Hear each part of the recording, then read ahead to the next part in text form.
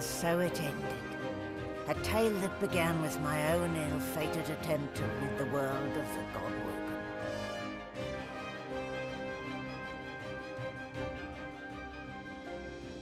A new divine rose, a true heir to the Seven, more powerful than ever, and united Rivellon in its battle against the void. All across the realm he was loved, worshipped and adored.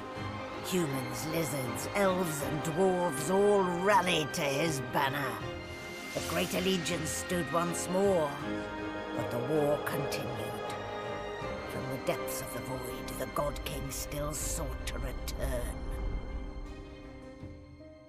As for me, my last hope of ever being freed of the God King's terrible tyranny faded when the God-woken claimed divinity. An eternity of pain and suffering is mine. I cling now to the dream that one day the veil will be sealed, that one day I can be freed, that one day a new God-woken will rise.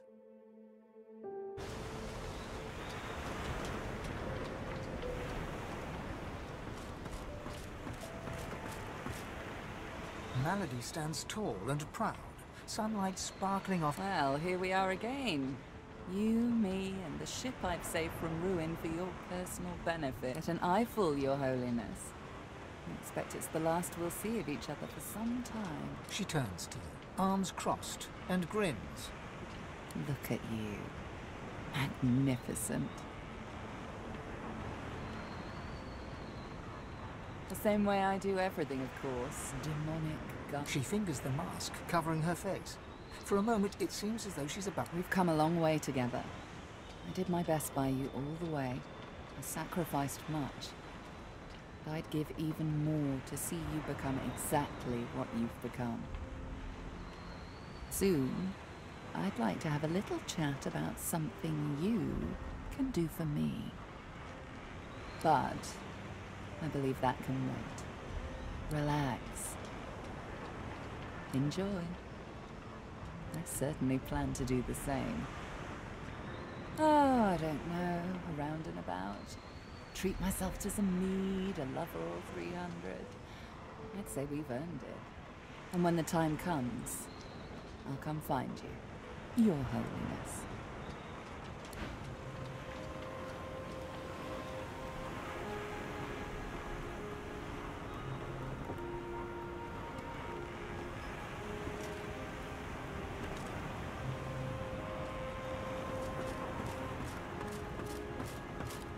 Well, if it isn't the new Divine gracing me with his presence. How honored I am. That is the question, isn't it? How does one top the greatest feat of necromancy ever conceived? No, of course you wouldn't. It's a written language, unreadable to most, but myself naturally. It comes from a mysterious race from another world. Beings that... I intend to seek them out. This Gustafjan seems to guard portals to their realm. And once I've uncovered one, well, why settle for being the greatest mind in just one world, when there's another for the taking? Tarquin's smirk wilts into a glow. I didn't come all this way to show deference. Some friendly advice. All who rise are capable of falling. Gods, the divine, anyone.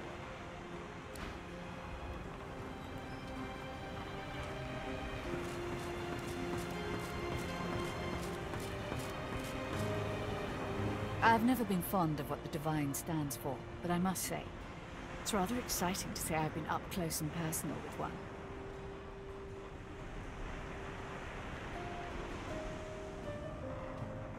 Reform my ways. How adorable. Her eyes flick down to your mouth. She smiles coyly, then her mouth meets yours and devours you with predatory abandon. Somewhere in the recesses of your mind, you think you hear her voice sigh, mine. But that's Something to remember me by, darling.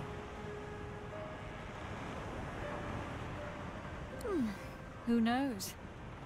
A nice cottage someplace quiet for Mahalia and I. A roaring fire and a feather bed. Maybe. But a girl needs some fun, doesn't she?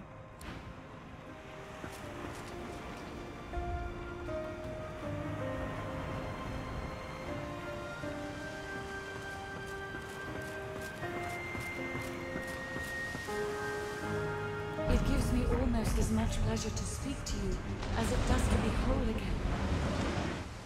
I will always be an ally to those that carry swords, to those whose blood I am at the ready. She is full of surprises. My wood was splintered. I feel better than new. You look out to the endless beyond.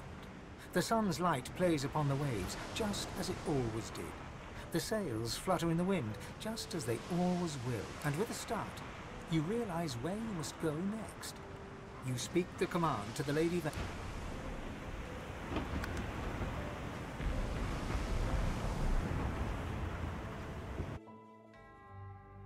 War raged on. Arx remained the center of power as the races united behind the Divine.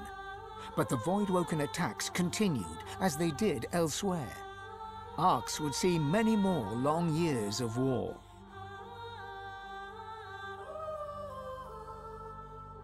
The ancient empire of lizards became one of the pillars of the new Divine Alliance. The houses of war and of shadows were particularly useful in the fight against the God King. The Empire used the war to expand its territory. Justinia returned to her throne. Under her rule, the Dwarven Kingdom fought for the Divine, and her loyalty was unquestionable. Many fine and courageous dwarves did their people great honor, in battle and in death.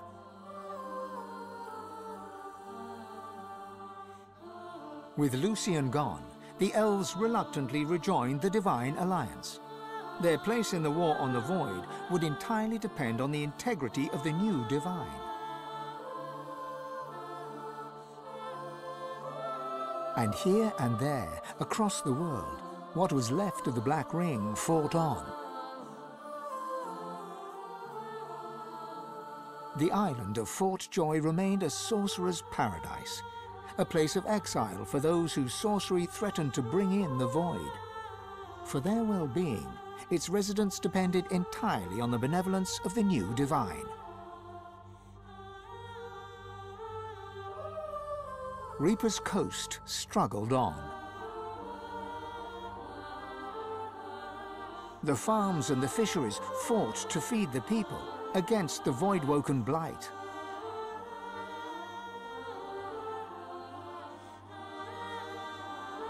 The black pits took fire. The oil there burns still.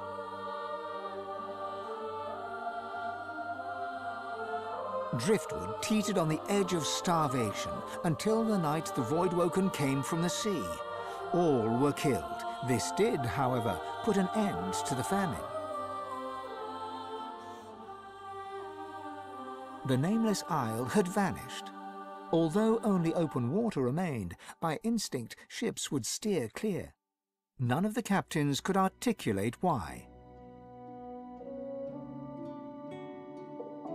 Sir Gareth thanked the surviving Seekers for their service and gave them their freedom. Disillusioned with ongoing war, he set out alone to find a new purpose. He would never stop seeking. Young Han grew up a warrior and became one of the Alliance's greatest generals.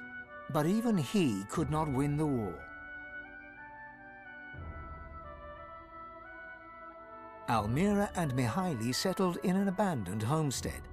The locals liked and respected Almira. She never wanted for help, and deals always fell to her favor. Outsiders were often suspicious, but no local would speak against her. With a new Divine at the helm, Malady had a powerful ally, but she was in no hurry to call in her favor. After all, it might be the last thing she ever did. Having performed the greatest act of necromancy in history, Tarquin found the new world unchallenging. He became obsessed with rumors of another plane of existence. One day he vanished and was never seen again.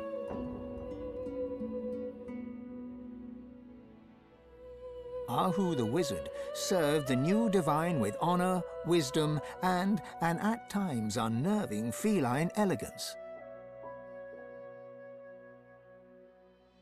The undead priestess Gratiana remained in her sanctuary, happy to wait for the war to pass. She was troubled only by the silence of her goddess. Changed by his experience with the Godwoken, Mordus proved a useful tool in the fight against the Void. The Alliance quickly learned to keep him away from ordinary soldiers for the sake of morale.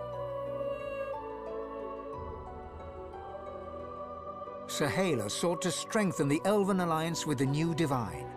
Her powers of sight proved useful in the ongoing war against the Void, but she could never be sure that the new Divine trusted her. Tova, her mother, was Sahala's most trusted warrior.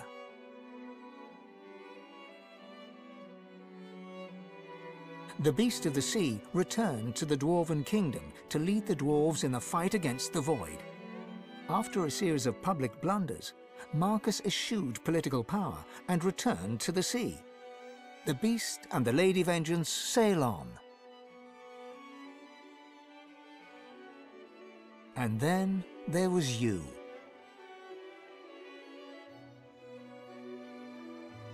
You, Fane, the eternal divine. What did you do with your power? What kind of divine were you as the world battled on? Did you show mercy or strength? Did you sacrifice others as Lucian had done? Did you regret becoming divine? Did you wish you'd surrendered the power that runs through your veins and sealed the veil? Only you know the truth. Only you know if you atone for your sins.